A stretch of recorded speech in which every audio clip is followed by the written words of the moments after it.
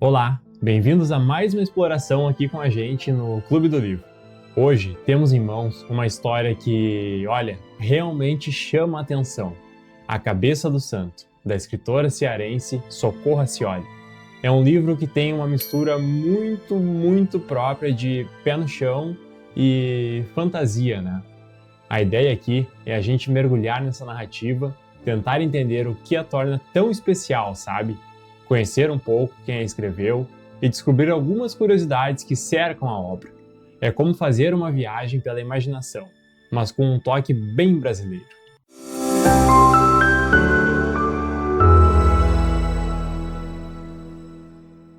E o ponto de partida já é magnético. Um rapaz que, assim por acaso, passa a ouvir as preces das pessoas. E de onde? De dentro da cabeça gigante oca de uma estátua de Santo Antônio. Só isso já abre caminho enorme para a gente pensar sobre fé, destino, os encontros inesperados da vida e, claro, o poder da literatura de nos surpreender. Então vamos começar pela mente por trás da história, Socorro Acioli. Ela nasceu em Fortaleza, em 1975, e antes de A Cabeça do Santo ganhar o mundo, ela já tinha uma carreira, como jornalista, professora e uma bagagem considerável na literatura infanto-juvenil. E o momento-chave na trajetória dela, que eu acho que ecoa diretamente neste livro, foi participar de uma oficina de escrita com ninguém menos que Gabriel Garcia Marques, lá em 2006 em Cuba. E o mais interessante é que a semente da Cabeça do Santo, parece que foi plantada justamente ali, na proposta que a Acioli desenvolveu para a oficina do Gabo. Isso já nos dá uma pista valiosa sobre as influências dela, Que conexão, hein? E como será que essa influência do Gabriel Garcia Marques se manifesta no estilo dela? Vai além da premissa fantástica? Ah, com certeza. Não é só ter uma ideia mirabolante, Tem a ver com a naturalidade. A naturalidade com que o extraordinário, como por exemplo, ouvir preces num lugar tão inusitado, se encaixa no cotidiano naquela realidade muitas vezes dura do sertão cearense. O fantástico não chega como um raio em céu azul, sabe? Ele meio que se infiltra na vida comum, quase como se fosse só mais um acontecimento. Talvez estranho, mas parte do fluxo. É um jeito muito particular de tecer a magia do real, que remete sim ao realismo mágico, mas com um sotaque e uma paisagem muito brasileiros. E ela não parou por aí, claro. Em 2023, publicou seu segundo romance para o público adulto, Oração para Desaparecer, consolidando essa voz na nossa literatura contemporânea. Mas voltemos à cabeça. Vamos descobrir como que começa essa história? Então, é de Candeia, lá no interior do Ceará. O Samuel vai até lá para encontrar o avô e o pai, figuras que ele nunca conheceu. É um pedido final da mãe dele, carregado de peso. E essa viagem até Candeia é uma provação. Ele vai a pé, atravessando o sertão. O texto descreve isso de uma forma muito crua, quase física. Tem uma passagem que me marcou bastante que diz: tudo ficou pelo caminho. Juventude, alegria, pedaços de pele, mililitros de suor, quilos do corpo e os parcos e velhos fios de esperança de que houvesse alguma coisa invisível que ajudasse os homens sobre a terra. É uma imagem de esgotamento total, de deixar tudo para trás, sabe? Nossa, essa descrição da jornada é fortíssima.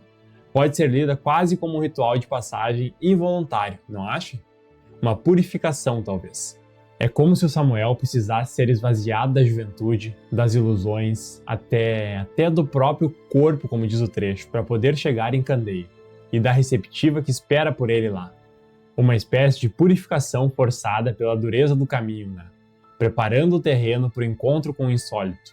É uma leitura interessante mesmo. E quando ele chega finalmente a Candeia, a cidade é quase cenário de abandono, meio fantasma, e o abrigo que ele encontra, nada menos que a cabeça gigante oca de uma estátua de Santo Antônio que estava ali inacabada, separada do corpo. E aí a história vira a chave, A escolha desse abrigo é o portal para o fantástico. Essa imagem da cabeça do santo e justamente de Santo Antônio, o casamenteiro, oca, gigante, isolada do corpo, é potentíssima. Carrega uma carga simbólica enorme. O que significa encontrar refúgio só na mente do santo, vamos dizer assim, e não no corpo inteiro, no coração dele? Isso já planta uma série de perguntas na cabeça da gente. E é aí que a coisa fica realmente surpreendente. Dentro da cabeça, nesse refúgio bizarro, o Samuel começa a escutar vozes. Primeiro um burburinho, Depois ele se dá conta, apavorado, são as preces das mulheres da região. Elas estão ali mentalmente pedindo ajuda para o Santo Antônio para arranjar marido, resolver problemas amorosos, essas coisas típicas. Pensa na situação, as preces mais íntimas dos desejos mais secretos dirigidos a um santo popularíssimo, sendo interceptadas por forasteiro, perdido dentro de um pedaço da imagem desse santo. É uma mistura fascinante, né? Do sagrado com o inusitado, talvez até com o profano, dependendo do ponto de vista. Isso mexe com a nossa ideia de fé, de comunicação com o divino, até de privacidade espiritual. Para onde vai a reza quando o aparelho receptor está, digamos assim, incompleto ou ocupado? E a partir daí, a narrativa se desenrola de um jeito descrito como curioso e divertido. O Samuel, com essa habilidade inesperada, acaba se envolvendo na vida da cidade. E pelo que a gente entende, mesmo que surjam situações que beiram a exploração da fé, com personagens agindo como falsos milagreiros, a história consegue criar uma empatia, fazer a gente torcer por eles. Como você acha que a autora consegue esse equilíbrio? É difícil, né? Parece ser uma das grandes habilidades dela.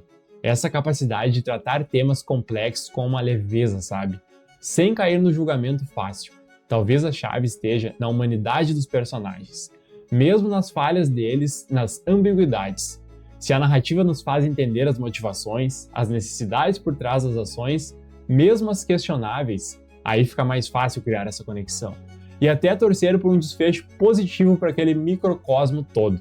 E essa questão da leveza aparece também numa citação sobre a forma como os personagens encaram a vida. Algo como: riam das desgraças suas e dos outros. Desgraça é tudo coisa de se rir. Isso sugere uma visão de mundo bem particular, não? Uma forma de lidar com a dureza da vida que talvez seja comum naquela região. Olha, pode ser interpretado de algumas formas, né? Por um lado, uma resiliência imensa, uma capacidade de encontrar o humor até no infortúnio, como forma de sobrevivência mesmo.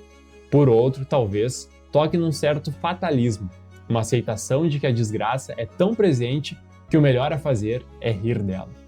O interessante é como o texto parece apresentar isso sem fazer juízo de valor, sabe? Apenas como uma característica daquele universo. E isso se conecta com os elementos mais místicos da trama, que realmente não são explicados de forma racional. Dizem que é justamente essa a graça da coisa. Isso volta àquela ideia do realismo mágico ou do fantástico bem trabalhado. Não há uma preocupação em dar uma explicação científica ou lógica para o dom do Samuel, por exemplo. Ele simplesmente acontece. A narrativa confia que o leitor aceite essa premissa e embarque na história. Deixar esse espaço para o mistério, para o inexplicável, é uma escola estilística que muitas vezes enriquece a leitura, permitindo diferentes camadas de interpretação. E a forma como a Scioli faz isso é descrita como tendo destreza e desenvoltura. Isso sugere um domínio narrativo muito bom.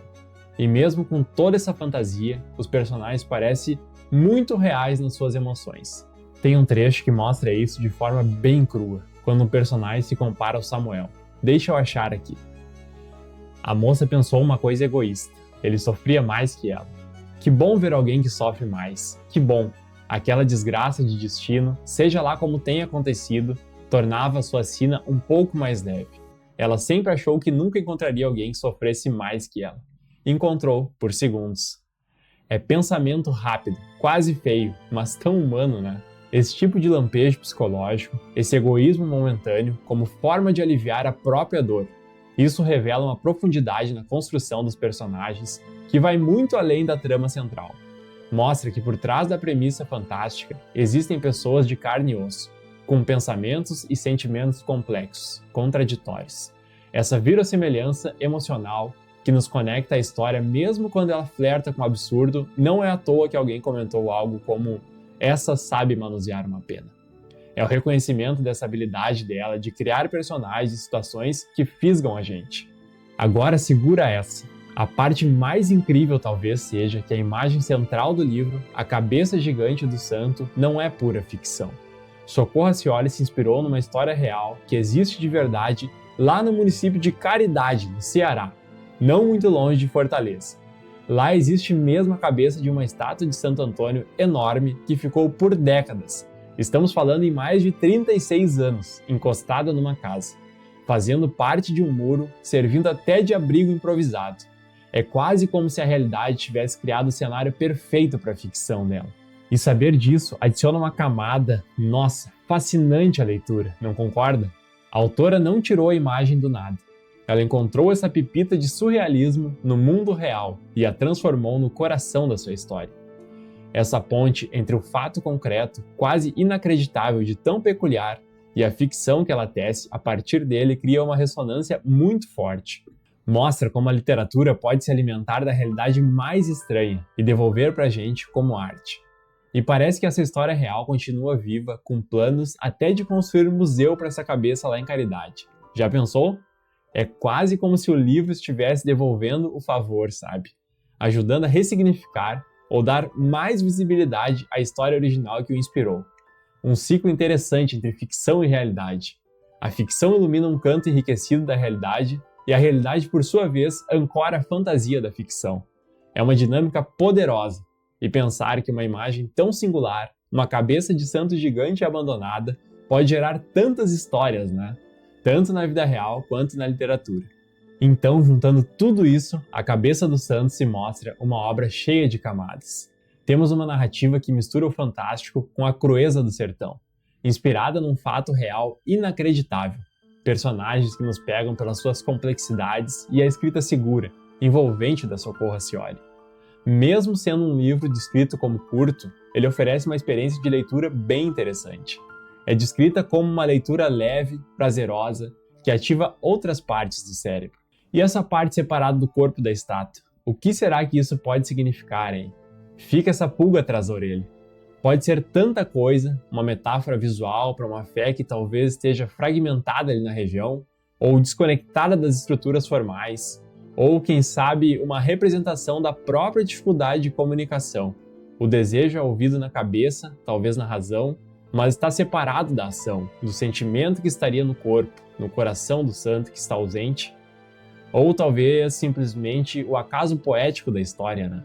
O ponto de partida para a aventura do Samuel, sem precisar carregar um significado tão profundo assim. A beleza da literatura muitas vezes está nessa abertura, nessas perguntas que ficam ecoando depois que a gente fecha o livro. Talvez a intenção da autora fosse justamente essa, nos deixar com a imagem potente da cabeça da estátua e as perguntas que ela suscita sobre fé, comunicação e todos esses mistérios que se escondem no nosso cotidiano. Algo para continuar pensando, com certeza.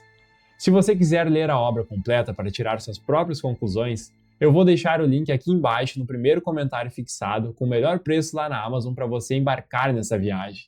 E se você ficou até agora aqui, não se esqueça de se inscrever no canal e deixar o seu like. Até a próxima!